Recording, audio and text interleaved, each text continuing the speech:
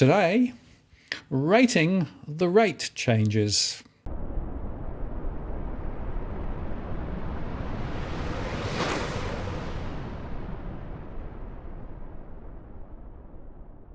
Hello again, it's Martin North from Digital Finance Analytics, one of those posts covering finance prop news with a distinctively Australian flavour. Today I'm joined by Steve from Canstar. Hi Steve. Hello, Martin. Well, there's so much to talk about, and thanks very much for coming on today, because of course the RBA lifted rates on Tuesday. The CBA just announced that they've put their rates up this morning. Interesting observation. A lot of the banks were a bit slow in actually communicating what they were going to do. Wonder why that was. Yeah, they were doing these. They wanted someone else to do it first. I think it's just all bad PR. You know, you don't want to be the one out there breaking the bad news first. So you'll say, well, let the other bloke do it, and you know full well what you're going to do, and you're just waiting and hoping that somebody else will take the first bit of heat.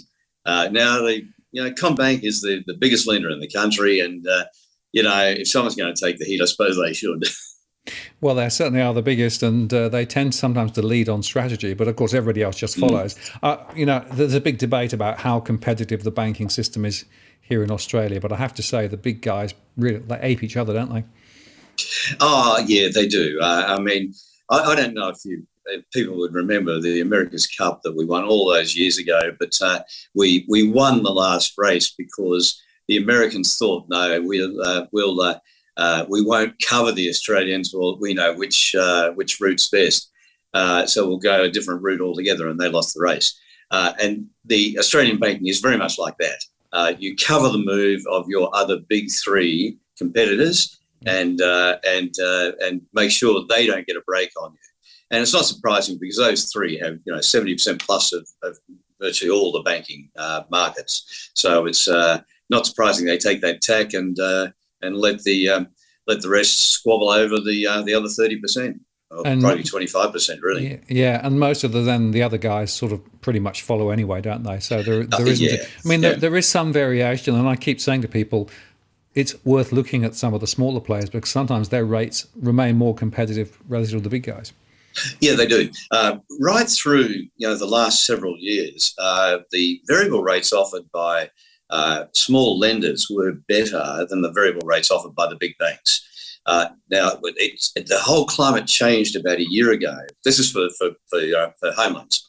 The whole climate changed about a year ago, where the big banks could take advantage of a funding advantage and the cheap funding that the RBA was really put in front of them.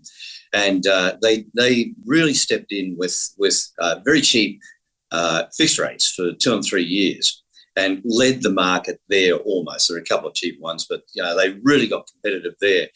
When fixed rates started to move and funding costs for fixed rates went up, that's ceased to be the case, and they've gone right up. I looked at the averages this morning, and it's over 5-year fixed rate 6%. 3-year is 5.91%. That's the average. So they're no longer leading there. But the big banks are very competitive now on their variable rates. The cheapest variable rate they offer is 3.34, but as a proviso, not that many people are on that rate. So that's something we should talk about later on. But yeah, you're quite right. The big banks sort of lead the way. Some of the smaller lenders do provide, really very sharp prices, but it's getting a little bit tougher for them because they don't have that big deposit base that is such an advantage for the big banks. Yeah, and let me just touch on two interesting aspects. So I've noticed that some of the lenders now have these cheaper new variable rate loans to pull people across, and others are actually offering a cash back to try and pull people across. So the refinancing battle is it's very, very severe, isn't it, and very fierce. And the ABS stats out this week showed that in fact refinancing was way up. Yep, refinance is right up, and everything else is right down. Even over the last couple of years, or the last year or so, we've watched the power of the investment market in total borrowings. And even the investors, they're down 6% for the month of June. So new loans are down, which and refinance is up. Now, that's not surprising. People are getting a shock where their rate goes up and their repayment goes up. So they say, all right, well, I've got to do something about this now. But the other thing is that the big banks look at it and say, well, all the banks look at it and say, well, given that new lending will be down while rates continue to go up, we probably will have to now start competing really hard for refinance. And that's what we're seeing. We're seeing attractive deals for refinance. We're seeing, $4,000 cashbacks being offered, and we're seeing some very sharp variable rates, and also a fair bit of pricing coming in now for risk. So lower LVR, higher equity loans are getting sort of a 21 basis point, 0.21 cut in rate. So there are some good deals around for refi, and people have to start doing something about it. And I'll give you an example in a minute of just how much they have to, when you're ready for it, how much they have to do something about it. Yeah, absolutely. And it's fascinating to me that many people still don't get it. They still don't get that this is probably the most critical decision that they can take. And, almost certainly, if you haven't checked your rate recently, you haven't got the best rate out there. And therefore, you're paying way more than you need to. And look, rates have gone up, payments have gone up. This is a way to alleviate some of the pressure. And yet, people still aren't going through the basics. I don't understand it, Steve. I don't get it either. I always shake my head. We do. Let me give you this. I just extracted this a couple of days ago, and the rates are pre any August increases. So you'd have to add 0.5 to across the board to them. It doesn't change the point. I just looked at the big four banks and said, look, what if you borrowed from them 5 or 10 years ago? What rate would you likely be on today? And chances are, 5 or 10 years ago, you'd have taken out one of their package loans. They were their flag-waving product back then. Now, the average of the big four, well, it's the big three because ANZ pulled out of package lending, but the average of the big four package loans is 4.7%. Now, that's really high. And yet the average of the lowest rates that the big four provide, so this is just 4 rates and their lowest, is 3.34. 4.7% compared to 3.34. That's 1.36% difference. Now, on a $500,000 loan, that's $392 every month. You can't not do something about it. If you've been with your big bank, or any bank for that matter, for 5 or 10 years and have never renegotiated your rate, you must do something about it. That's $400 in your pocket. And if you want to put it another way, it insulates you from the next couple and next 2 or 3 or 4 interest rate increases by the Reserve Bank. So you've covered the next couple, at least 1.36% or whatever the Reserve Bank does. You've got it covered just by refinancing, and just by refinancing with the same bank you're with. And if they won't do it for you, make yourself a new customer at a new bank. Absolutely, yeah. It amazes me that it's relatively simple. The process is so much simpler than it used to be, right? It used to be a real pain, but now there are mechanisms in place to allow transfer from one bank to another if you need to do that, and all the information goes with it. But the point is, if you actually go and talk to your existing lender, they get really twitchy if they think you might be leaving, so threaten to leave. Look, we've all tested it. It's true. They want to keep you. If you let me tell you what they want.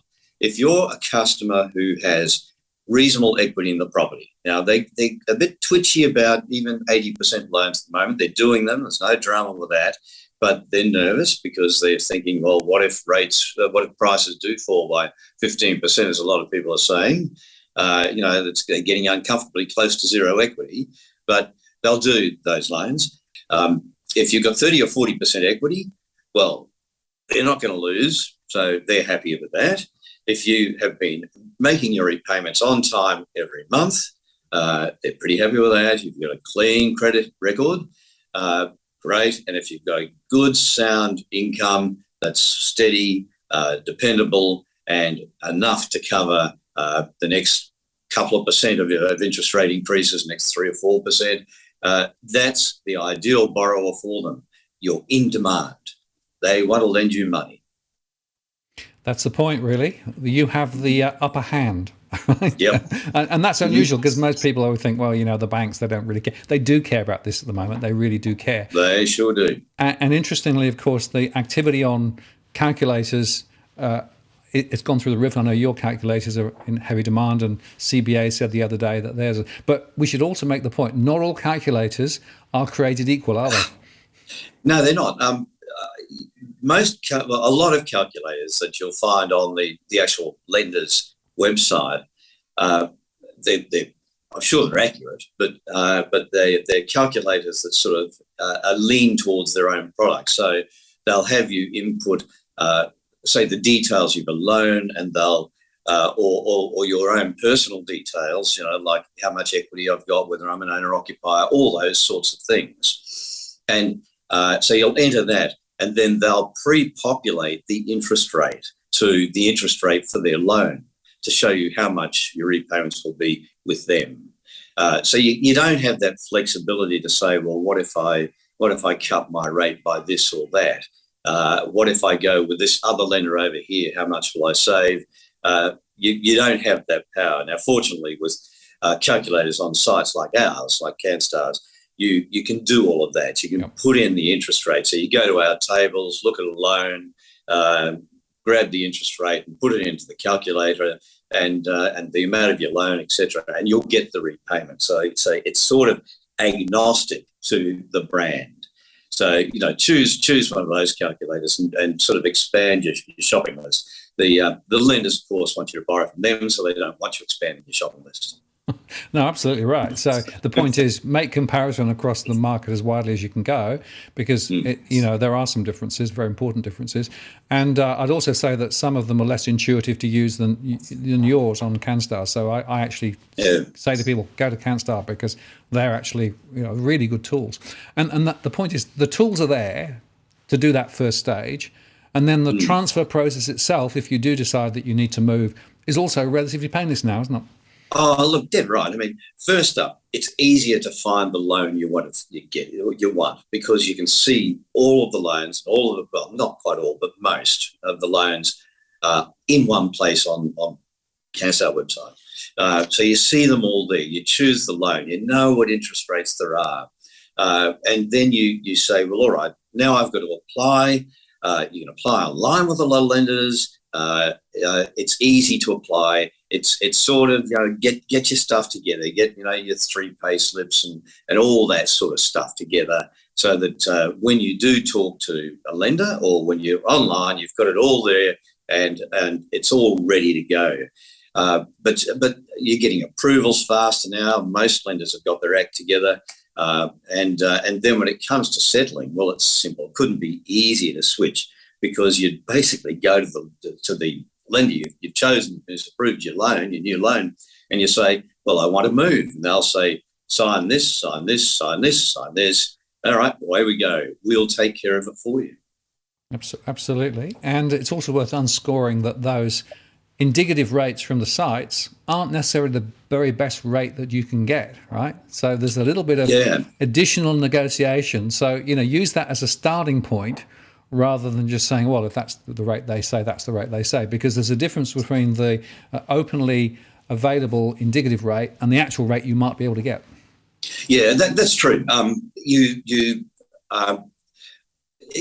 First up, they have their own hierarchy of loans, and they'll have an expensive loan. I talked about those package loans. They're expensive loans these days from the big banks. And they have what they might call a basic loan, but it's not that basic anymore. It's a loan that allows extra repayments, and it's a loan that has redraw so that you can get back the extra repayments if you need them. So they're pretty good loans these days. You don't lose much with them. But you can see that they'll probably try to sell me this loan, but actually I'll make sure that they're selling me this basic loan. And so first up, that's that. But then, maybe if you've got a particularly largish mortgage, you tick all the other boxes that we talked about before, you might still be able to get a slightly better deal. What you've got to do, though, is set up a bit of competitive tension between a couple of lenders. And once you set up that competitive tension, and when you're able to say, well, these guys are offering me 0.1% better than that, and then you might go back and forth 2 or 3 times and run a little auction, you can potentially get a better deal. Yeah, and I've seen a number of people who've gone through that process and know that 0.35, 0.4% better than the best rate that was firstly available, right? So it really is highly competitive at the moment. So and that that will help cover the next rate rise when it comes through. So it's worth doing, right? Yeah, look, I mean, people are horrified to see the repayments go up because a lot of people have never seen repayments go up before. Yeah. But if you are in a loan that's well above the lower deals, the better deals in the market, you've just got to do it because you will effectively be covering those interest rate increases. The shock goes away. Absolutely. Now, talk about shocks going away. There's one that won't. For most people on fixed rates, there's a cliff looming. Oh, right? Yeah. And unfortunately, the RBA put some data out quite recently just showing how many people are going to get hit by this cliff because the fixed rates were down at 1.99 or better.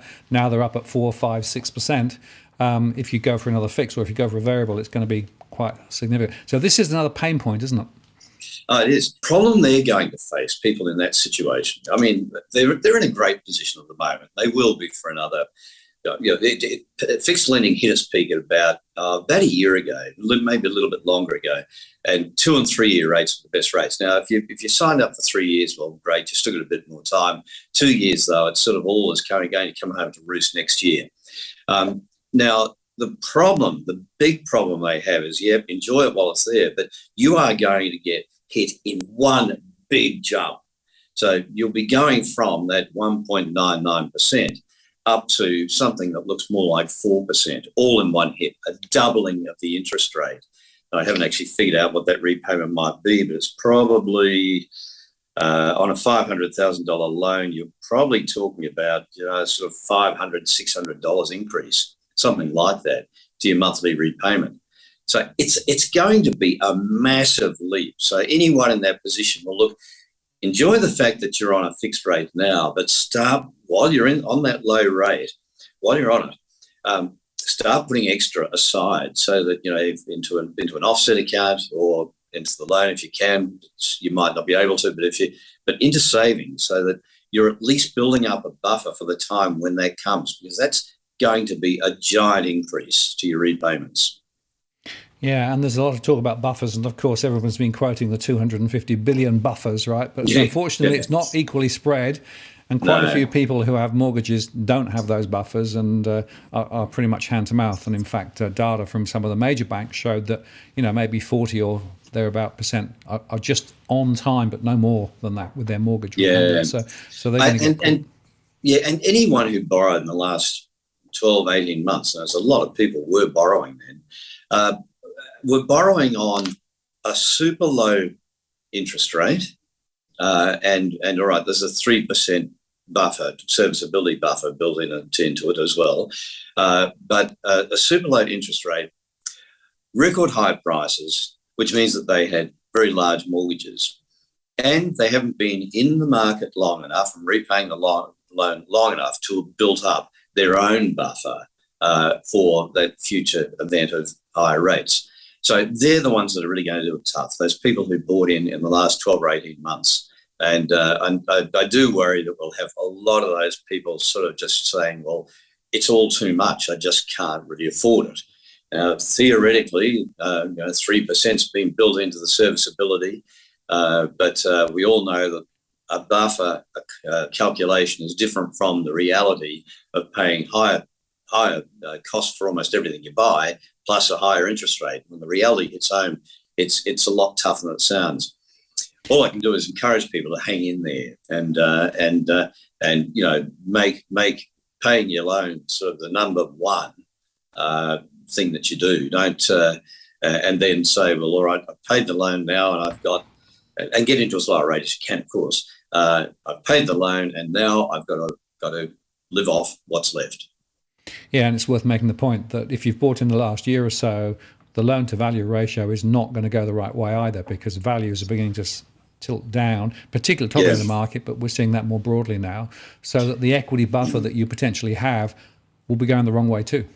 And the real, a lot of people bought on 90% loan, so they borrowed 90%.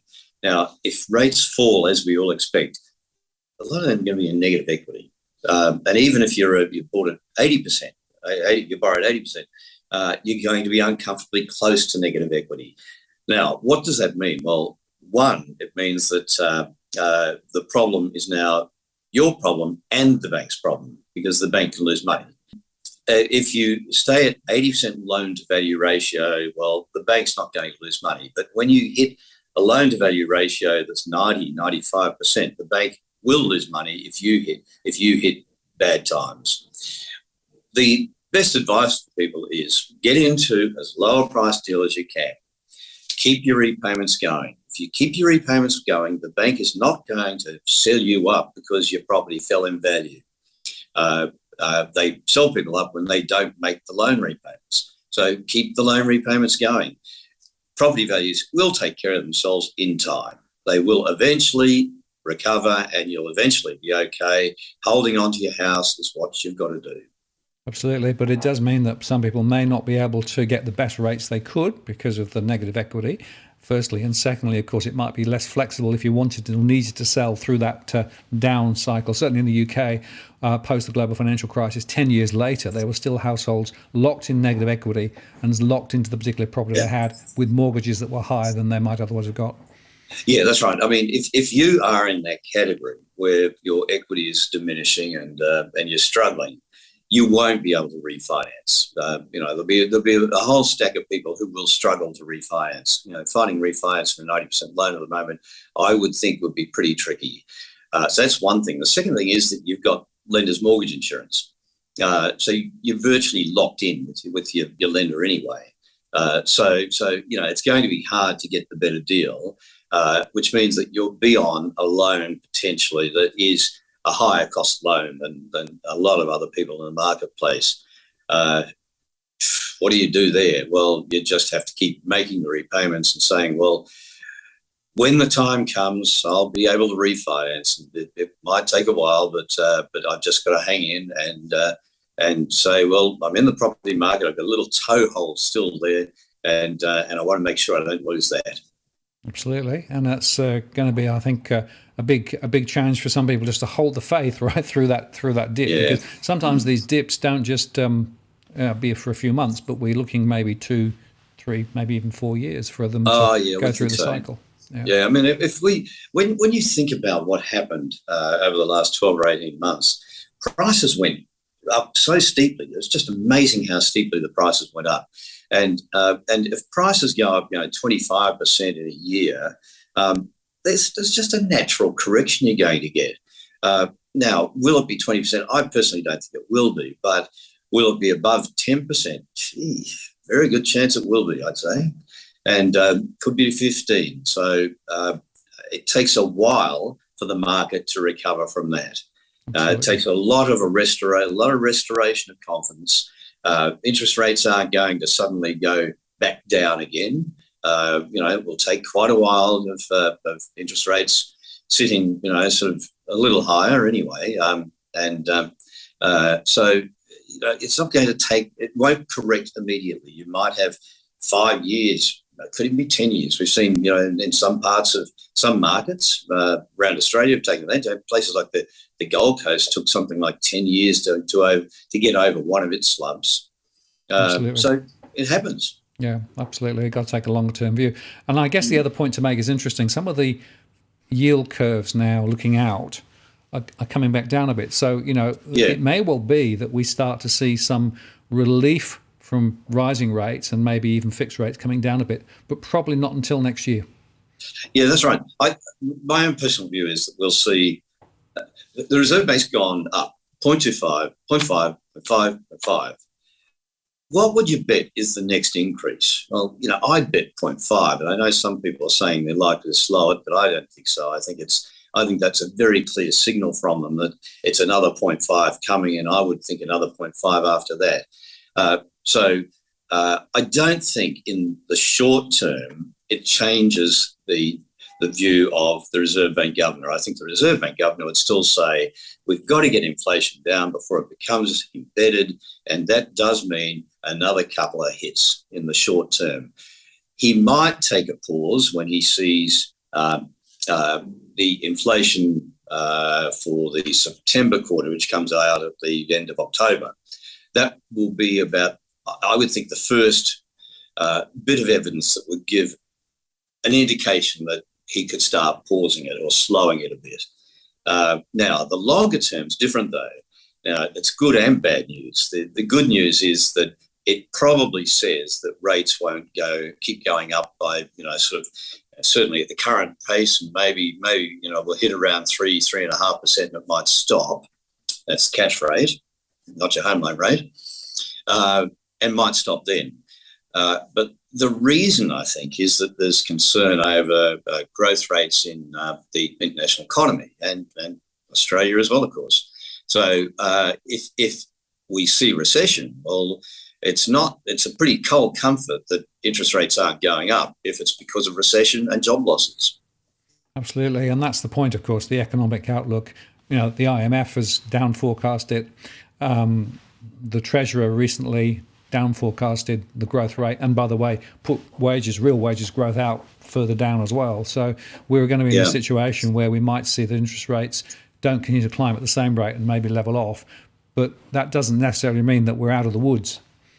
No, it doesn't. It's people lose houses because they lose jobs as a rule, or there's some health issue or something like that.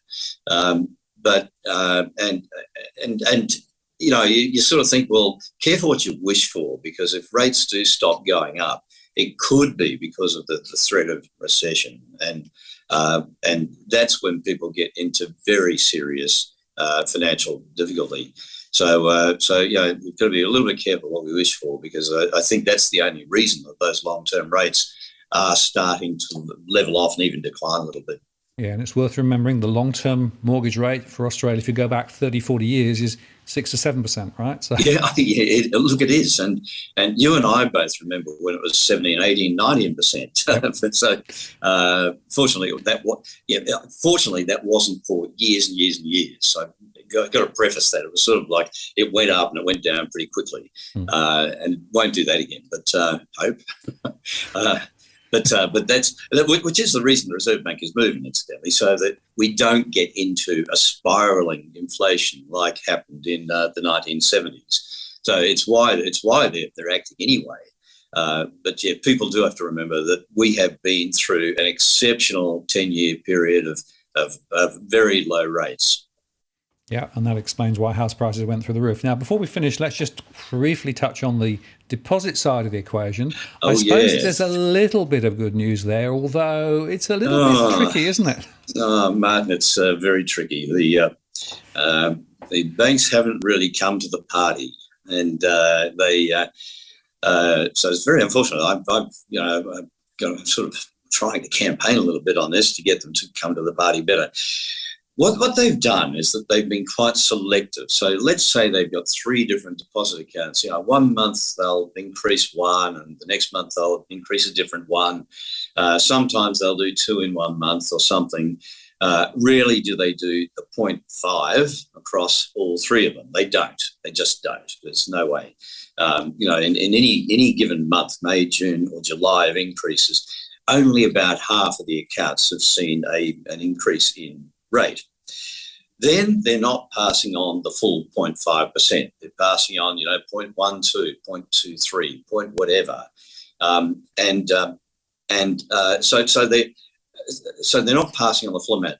But the one that really has got under my skin is the promotional accounts, and most of the banks, most of the big banks and the second-tier banks and some of the customer-owned banks have these promotional accounts where you're on a low base rate and a very low base rate in a lot of cases, and you get a 2, 3, or 4 month introductory bonus rate, which is not too bad. I mean, it looks good in the advertising, and and it's fully disclosed that it runs out after 2 or 3 years, 2 or 3 months.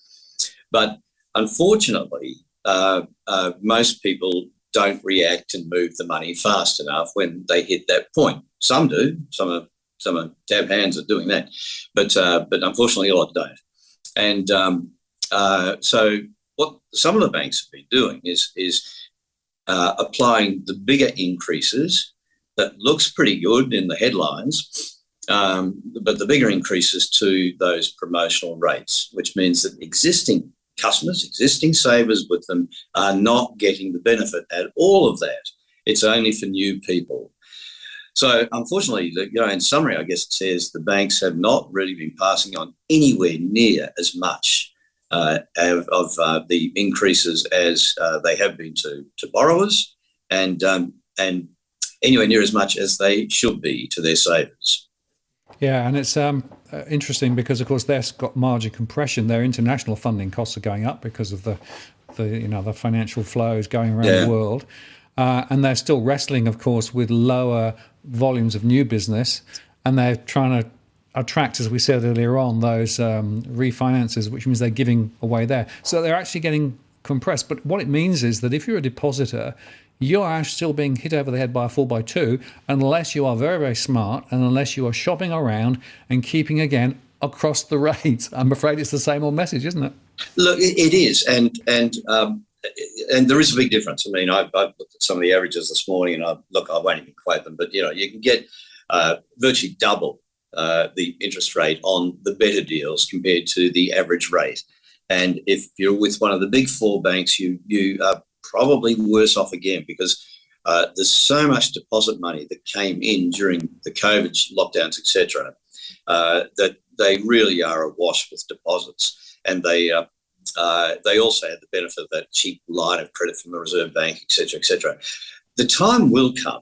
Normally, when interest rates go up, we do see the savings rates go up, and by more than the lending rate.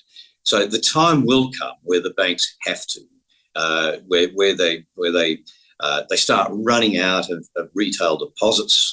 They can't quite fund all of their growth with people's savings, and they've got to go to the international markets and pay those higher wholesale rates. At that point, they'll start pricing their savings accounts more attractively. So I think the time will come, but unfortunately it hasn't come yet. And the only thing people can do about it is to keep an eye on what rate they're actually getting. And most people wouldn't even know what rate they're actually getting, but keep an eye on the rate you're getting and go and have a look at the other rates. Do the comparison. It's easy to see, and you'll probably find, in a lot of cases, you'll find that you could be doubling your return. It's not going to be a brilliant rate, but it might be up around 3% or something compared to sort of, a base rate on some of these accounts that's still only, sort of well below 1. Yep. So there is better to be had, and you owe it to yourself because you've been very patient if you've left your money with the bank across this whole last couple of years. Indeed. And then finally, just on credit card rates, they're still high, way high, right? No change there. Well, they're not going to be going down now, Martin. That's true. That's true. So yeah, look, they haven't changed much. I haven't become aware of any moves, to be quite honest. And I had a look this morning and looked at the averages and thought, I don't think they've changed. So yeah, they're still super high. Just make sure you're in one of the low rate cards, because you'll be paying half the interest rate of somebody in a higher rate card. Don't chase. If you're not clearing your loan, your account balance in full every month, don't go chasing rewards, because they'll never compensate you for paying 24% instead of 14%. Yeah, absolutely. But the message, I think, is really, really clear, right? Over the weekend, just go through your main accounts and understand what the current interest rate is on your main deposits and on your main mortgage and your credit card, right? Step one. Step two, there's a go on to Canstar or others are available, but just to see what the best available are, because almost certainly by finding alternatives, you'll be able to save some money or earn more money than you are currently. In the current environment, that's gold. Yep. And, you know what? It doesn't change your lifestyle at all. You can save yourself. You know, the number I came up with before was $400 a month. You can save yourself $400 a month. Do that in your groceries. Well, gee, you might go down a few or up a few more belt notches, or because you won't be eating a lot. So these are savings you make, and your lifestyle doesn't change, except that you've got more money to spend on a better lifestyle. Do it any other savings, almost any other way. You've got to step down a quality level or two. And I'll remind everybody that if you don't take advantage of those better rates, all you're doing is helping the bank's profits and their shareholders, which wonderful wealth transfer, but actually it's going the wrong way. Yeah, look, I guess you could say, well, look, it's my superannuation fund owns bank shares, so it helps that too. But let other people pay that. Make sure that you take every opportunity to get your own savings in place, because it's as a customer of a bank with a loan and with deposits and with credit cards and all the rest of it, you can be gifting the bank $600-700 too much every year. Keep it in your own pocket. Absolutely. And I want to make just one final point. If you're looking to refinance of a loan, you want to be careful of one other little trick, and that is sometimes if you're, say, 21 years down repaying, right, they actually then reset it to 30 years. Yeah. So that's just one other catch for the unwary, right? Make sure that you're comparing apples with apples. Yeah, look at this. You've got to compare the interest rate first, because and go into the calculator and equalise the two terms just to make sure it is a better deal. But once you have done that and they've reset it, you then have to really keep looking at those calculators every time there's a change in interest rate and say, look, I still want to clear this loan in 10 years, 15 years, whatever the original term was there. I still want to clear that in that time, and I set my own repayments.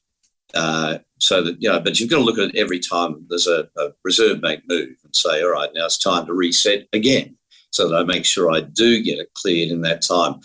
And the reason you want to do it, look, the extra term might be great if you're in financial difficulty and you're just holding on. But otherwise, you just want to clear that loan as soon as you can and really start building some wealth for retirement, so that you can start thinking about your retirement savings, serious savings, once you've cleared your loan. So you want to get it cleared as soon as you can.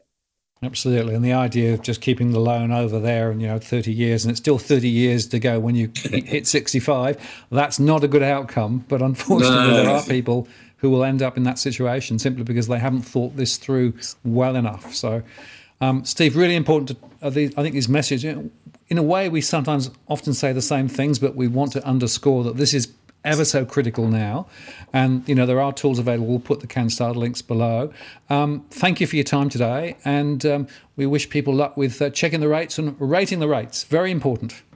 Absolutely is, Martin. And thank you. It's nice to have the opportunity to say again, do it. But this time, do it. Indeed. Thanks, Steve. Have a great weekend. See ya. Thanks, Martin. Cheers.